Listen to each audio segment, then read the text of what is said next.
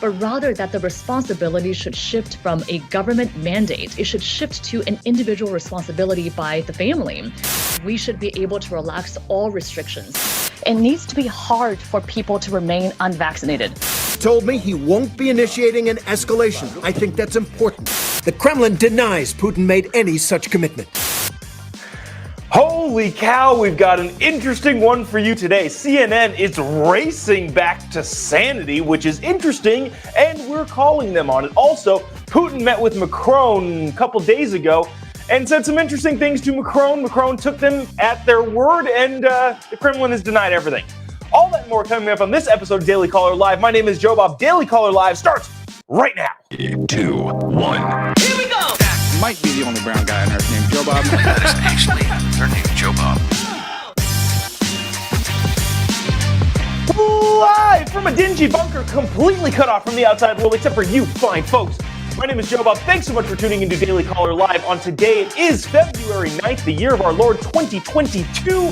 Things are maybe getting back to normal-ish. Normal meaning CNN is actually doing journalism again. Maybe. We'll see.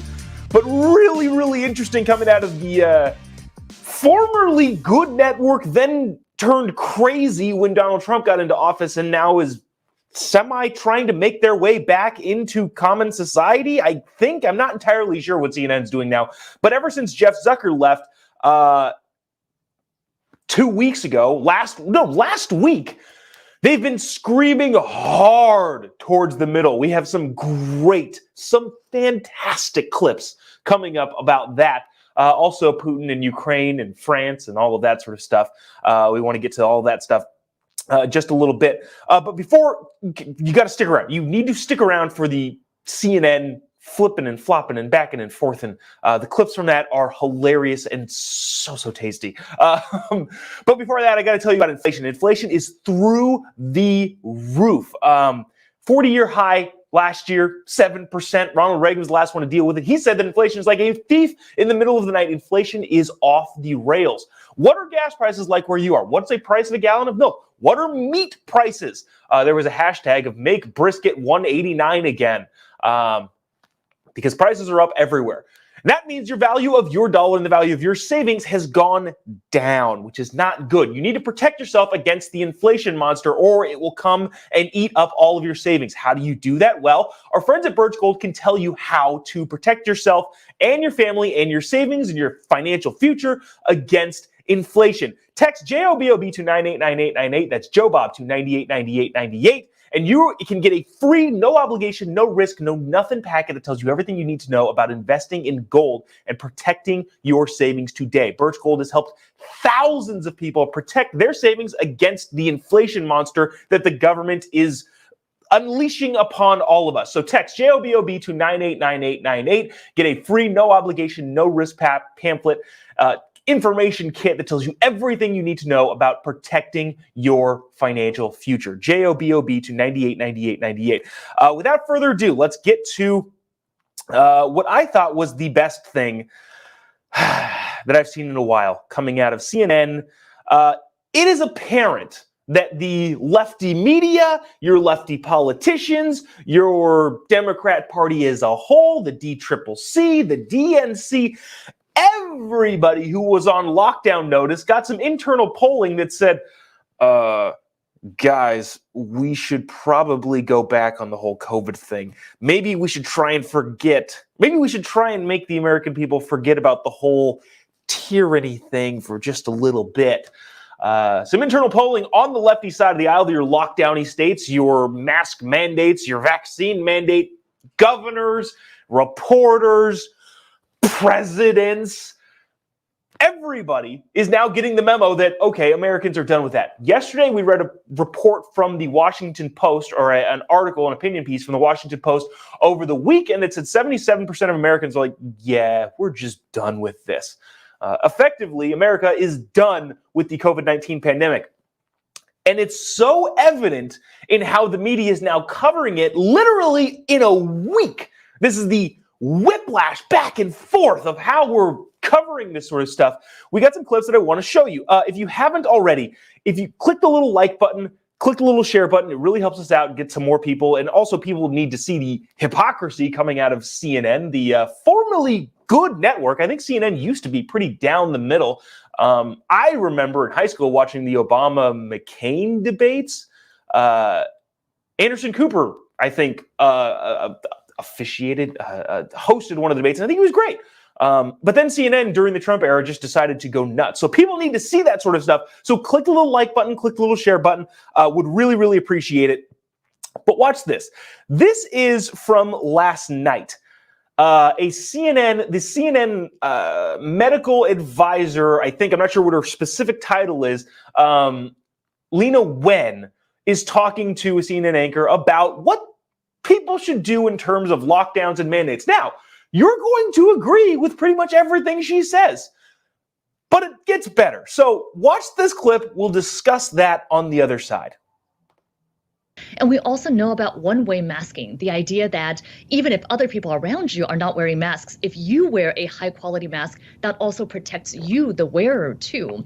And so in this case, I'm not saying, I don't think anyone really is saying that no one should ever wear masks, but rather that the responsibility should shift from a government mandate imposed from the state or the local district of the school. Rather, it should shift to an individual responsibility by the family. Yeah.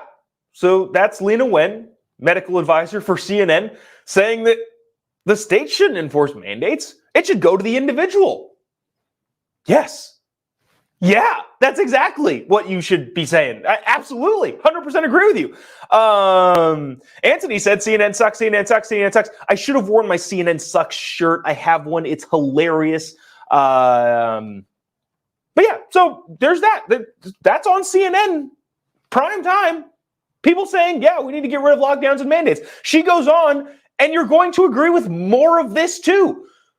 Again, this is on CNN. Now, after this next clip, we're going to play a clip from just a couple of months ago. It'll be interesting. Watch this one, then we'll discuss. I don't think we should be looking at case counts at all at this point, especially when we're dealing with a milder variant and when so many people were exposed to Omicron and therefore have at least some level of protection either through vaccination or immunity. The key number that we should be looking at is hospitalizations. If our ICUs and hospitals in that particular region are not overwhelmed, if they're not over capacity, we can set a number, for example, 75% or 80% full, then we should be able to relax all restrictions. And I actually believe that we should be starting to, with the first restriction removed, should actually be the restriction on children. Because while for adults, you could say, well, what's the harm of adults masking when they go into a grocery store? There actually is a harm that we should be discussing of children continuing to mask. That doesn't mean that masking doesn't have its place for children when there are very high rates of hospitalization. If we get a new variant in the future that children are particularly susceptible to, we may want to bring masks back. But we should also be intellectually honest and say that masking has had a cost, especially for the youngest learners, people with English as a second language, children with learning disabilities. There has been a cost to them. So the risk-benefit calculation has really changed. Huh. Interesting. Again, this is on CNN. Lena Wen saying that, well, there has been a cost to masking children. People have their own, people have had a natural immunity, so that's fine. So they can kind of go and do their own thing. The reason that's interesting is, well, wait a minute. You weren't saying that just a couple short months ago. Watch this clip from also Lena Wen on CNN talking about vaccines during the Delta variant. Everything she said there, we've known for like years now, literally, not years, 18 months. We've known for a year and a half. Everything that she just said, well, yeah, people should be left up to their own volition. If they want to get this COVID shot, they can. Masks are fine if you want to wear them, but they really hurt children. That's what we've been saying the whole time. Well, how is this? This isn't new information. Why are they just now saying it? And the reason I'm so heated about this is because of this next clip. Watch this from the same reporter, Lena Wen, just a couple months ago. what we do now when it comes to vaccination, to overcoming disinformation. And what we really need to do at this point is to make vaccination the easy choice. It needs to be hard for people to remain unvaccinated. Right now, it's kind of the opposite. It's fine. I mean, it's easy if you're unvaccinated. You can do everything you want to do anyway. But at some point, these mandates by workplaces, by schools, I think it will be important to say, hey, you can opt out, but if you want to opt out, you have to sign these forms. You have to get twice weekly testing. Basically, we need to make getting vaccinated the easy choice. That is what it's going to take for us to actually end the pandemic. LOL's what? Dude, so this CNN analyst, Lena Wen, was saying just a couple months ago, it should be very, very difficult for you to not have a vaccine. Shoot, there's a quote that I want to get to because it was freaking awesome. Well, it wasn't awesome. It was from Robbie Suave in Reason Magazine. Let me see if I could pull this up. Give me just a quick second. I had it up and then I lost it. CNN's Lena Wen, the unvaccinated should not be allowed to leave their home. That was the headline from Robbie Suave in Reason Magazine. She said, and I quote, "You have the option to not get vaccinated if you want, but then you can't go in public. You can't go out in public." This is just a couple months ago. The same person that is now saying, yeah, we should probably get rid of the restrictions. We should lessen the restrictions because, you know, people have immunity from prior infections. People have the shot. Omicron is a much more, Omicron is a less bad variant. Everybody's fine. So here's my question. What is driving the drastic change in the way the media is covering the whole COVID-19 thing? Is it the fact that they're just now following the science? No, because if they were following the science, they would have done this a year ago. We would have known this literally a year ago. Maybe not the whole vaccine protects others, because that was, I think, the thought initially. And again, maybe we don't know what they knew at the time, but initially people thought, well, if you get the vaccine, you're less likely to spread it. We found out way earlier than this that wasn't true. We found out that if you get the shot, you can also spread it to other people. The CDC themselves said that. We've been saying it on this show for freaking months. So what does follow the science mean? Apparently, it means follow the science by at least 6 to 8 months. Because we've all known this for a while now. But here's the thing. Now that people are finally coming back to their senses on CNN and in your progressive states, because remember, super blue states, Massachusetts, Connecticut, Oregon, California, a bunch of your super blue states are now lessening their restrictions. But in reality, it's not gotten any better, really. In California, they decided, well, we're gonna keep our mask mandate, or we're gonna let our mask mandate expire next week. But there's more deaths now than there were when the mask mandate was instituted on December 15th. So what does that tell you? That tells you the whole thing is freaking political. They're not following the science. It's all a political stunt. And given that it's all political, clearly there was some internal polling that showed, yeah, Americans aren't putting up with this stuff anymore. We should probably change our tune in case, unless we want to, if we don't want to get smacked in the midterms elections. That's what it is. They didn't want to get smacked in the midterms. We got to change our tune on the whole COVID if we don't want to get beat up in November. I'm hoping it's going to be too late, but clearly a bunch of your super lockdowny mask mandates, vaccine mandate governors, and Congress people and politicians and media people alike are now clearly taking the approach of, let's see if we can get them to forget about the whole tyranny thing. So there's that. Let me see if I can read some comments here and see what's going on. A bunch of CNN sucks comments, which is hilarious. Follow the science, follow the science, follow the science. CNN, the dominoes have fallen. Yeah, it's also interesting too that Jeff Zucker leaves and a week later CNN is starting to take the more look. CNN also too. Like I'm willing to forgive, right? Maybe some of you aren't. I still think CNN sucks. There's that, but I'm willing to forgive CNN. Jake Tapper's doing some great reporting on China on CNN, which is great. He should be doing that because it's a huge story. And now finally the medical analysts are coming out and saying, yeah, maybe we should ease up on the whole lockdown thing. So I'm willing to forgive. Let bygones be bygones. I will accept the apology of CNN if they choose to give me or anyone else one. I think that's unlikely, though. I want to get to this. This is actually pretty interesting. So this is, I know you've been hearing about Ukraine. People have been hearing about Ukraine constantly in the news. We've been talking about Ukraine all the time. But Putin met with Macron, who's the president of France. And there's an interesting little tidbit that I feel like I've known for a while, but I don't know that a lot of other people know. And I feel like it's interesting. So stick around for that little tidbit. It's insignificant, but it changed the way I thought about Vladimir Putin for some reason. I don't really know why. I can't really pinpoint why, but stick around for that. I think it's interesting. But first, I got to tell you about inflation. Inflation has gone through the roof. Grocery prices are high. Gas prices are high. The government is doing everything it can to devalue the value of the U.S. dollar. Just tank it. The reason being is because the government craves a weaker dollar for a lot of different reasons, but one is because we have a massive debt. Last week, we hit $30 trillion. And if our inflation goes through the roof, those dollar amounts are still dollar amounts. If the value of the dollar tanks, the U.S. government lessens their burden on their debt. Maybe we'll explain that further, more in depth in the future.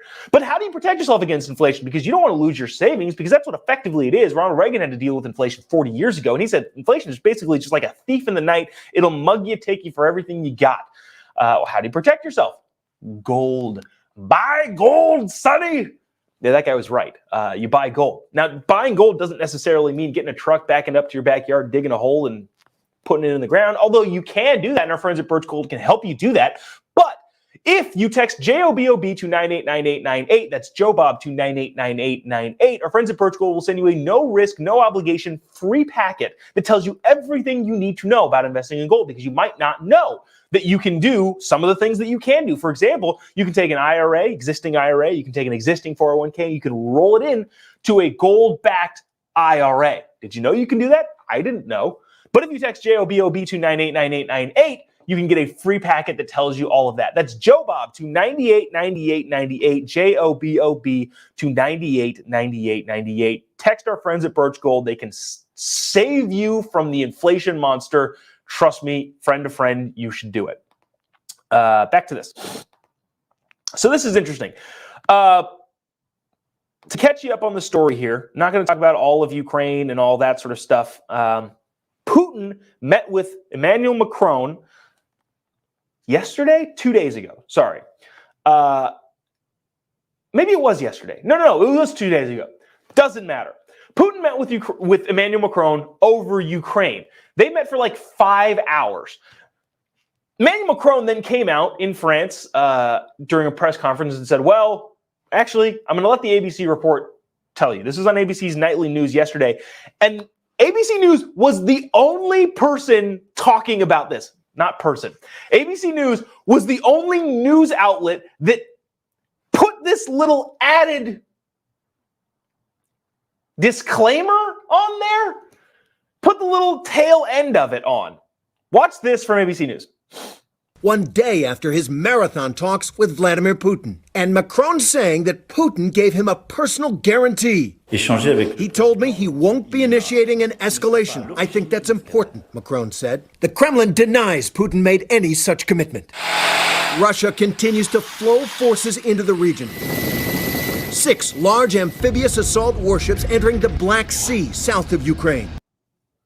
So, here's what's super interesting about this story. ABC News was the only person to throw in the fact that, yeah, the Kremlin denies all of that.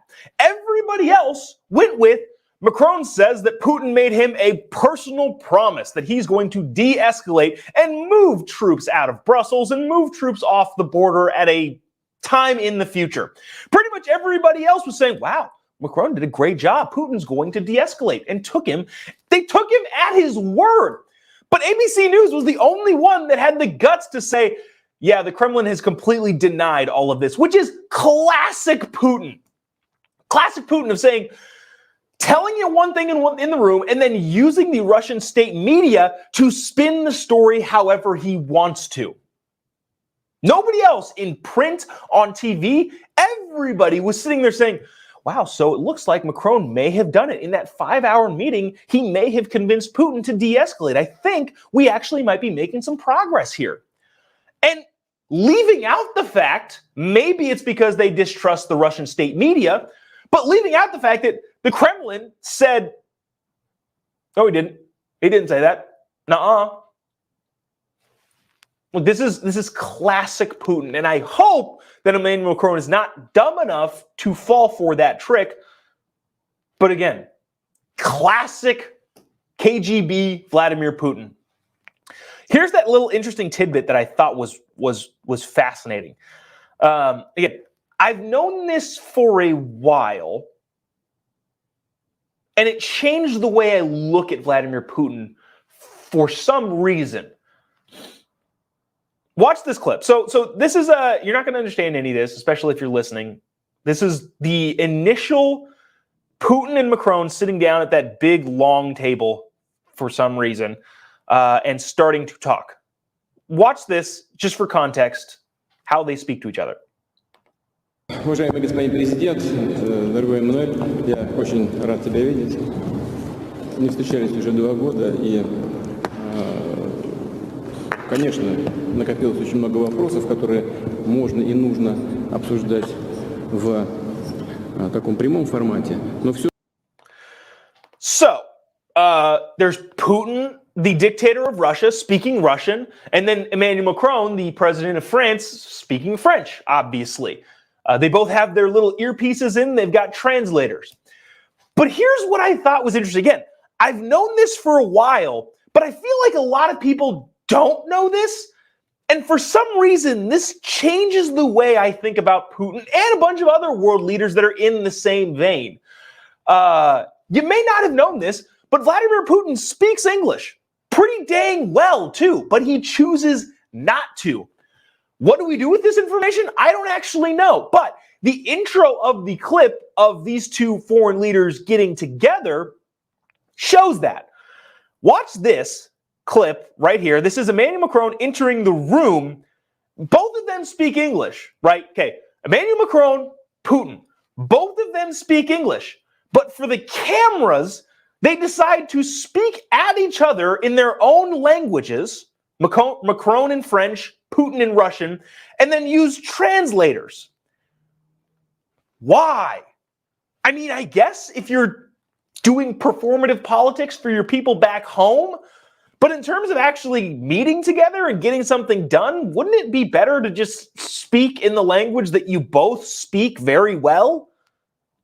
Seems like it just makes sense. And this is not like everyone should speak English. This is not that. This is just these guys speak a common language, but refuse to talk to each other in that language. Watch this clip of Macron entering the room and Putin saying hello. So the first voice you hear saying hello is Macron, then you hear Putin. Short clip, but check it out. How are you? Fine, just fine. How are you? Do you have a good trip? Very good. Сейчас поставить это самое. Стульчики поставить для переводчика. Sit down, please. So again, what do we do with What do we do with this information? I don't actually know. But it is interesting, at least to me, that both of these leaders speak English, but choose to speak at each other in different languages with translators. Again, probably a political performance for their people back home and the state media back at home. But it is interesting. And so, and remember, Putin did this with Obama too. He did this with President Trump. He did this with Biden. Anytime he talks to Biden, anytime there's a joint press conference, Vladimir Putin only speaks in Russian. A bunch of the other world leaders who speak English will answer questions in English from the podium. Vladimir Putin never does, which would lead a lot of people to believe that he doesn't speak English. But in fact, he does speak English, and he speaks English very well. Leading up to the Sochi Olympics, we saw Vladimir Putin. I should have pulled the clip of it, but we saw Vladimir Putin speaking English, trying to make Russia more inviting. But again, I don't know what we do with this. It's just interesting, and it really changed the way I looked at Putin just from a political standpoint and how Russia operates in their political realm. I don't think speaking English is a bad thing if you're Putin, but maybe he sees it as weak. I think it's part of his "I'm a tough guy, I'm a strong man" approach. Is Russians are the tough race of people or the country. We are tough Russians. Therefore, he only speaks Russian. Again, I don't know. I'm grasping at straws here. I'm not exactly sure why he does what he does. Let me see. See if there's any comments that we can get to that are interestingly enough. Vinny says he's in Russia. Simple. Yeah, maybe that's it. I don't know. Maybe it's just because he's in Russia. But at the same time, again, if you both speak a common language, wouldn't that make sense to just speak that language? Loretta also says, well, of course, it's being televised in his country, and he does not want people at his home saying that he did not. Yeah, that's it. That's probably it. But again, I think it's weird. I still think it's weird that both of these guys speak English, but are going through translators back and forth. Anyways, that's going to do it for us today. Appreciate you taking the time to jump on and listen earlier today than we generally are on. We'll be back here tomorrow, probably the same time, maybe a little bit earlier, from Phoenix, Arizona. Holy cow, it's a busy day today. If you get a chance, check out TPUSA Live. I'll be on that couch today. Later on, the show was on OAN last night. If you missed any of that clips yesterday with Stephanie Hamill, check it out. If you don't already follow me on social media, would appreciate a follow. Just type in JOBOB pretty much to anywhere. You can find me on social media. Pretty much back to anything. Getter, Twitter, Facebook, Instagram, all that sort of stuff. Would appreciate staying in touch. Also, haven't shouted this out in a while, but I get a lot of message of people asking, hey, where do I get those shirts? I'm not wearing one today, but the what? Joe Biden shirt, where do I get that? You can go to capitalistpropaganda.us, and you can get a bunch of the hilarious T-shirts that I wear on this show every single day, capitalistpropaganda.us. Best place to get your T-shirts. At least that's where I get all of my T-shirts. So that's going to do it for us today. Appreciate you sticking around, hanging out. We'll see you tomorrow. Same time, maybe same time, not even the same place. So neither one of the things I say at the end of the day is true. We'll see you tomorrow, though. God bless America.